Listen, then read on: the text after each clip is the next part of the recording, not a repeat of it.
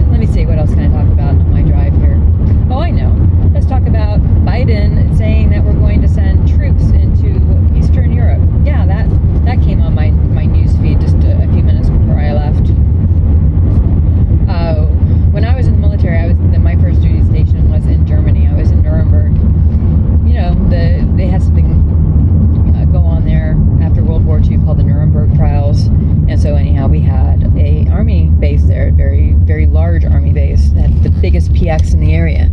So when Clinton came into office, this is after the wall came down and we were supposed to experience our peace dividend and draw down and save money, not have all these troops scattered all over the place. Well, Germany, even at that point, it wasn't like South Korea. In Germany, it's not a hardship tour. It wasn't like, being stationed in Afghanistan. It was a place that you could have your family. So it wasn't a hardship tour. And a lot of times people really, they wanted to be stationed in Germany. That's what I asked for. I wanted to go to Germany. So, anyhow, Nuremberg, when I was there, they drew that down. So, a year and a half into my 3-year tour, we closed down Nuremberg, and I had to go to, I switched to a different unit. And there's a number of bases in Germany that were drawn down, and, I stayed, but, overall, the number of troops in Germany went down, of course. We had troops in Italy, bases got closed in Italy as well. Well, here we are now, going to send some more in. We gave up all those barracks. We gave up all those apartment buildings.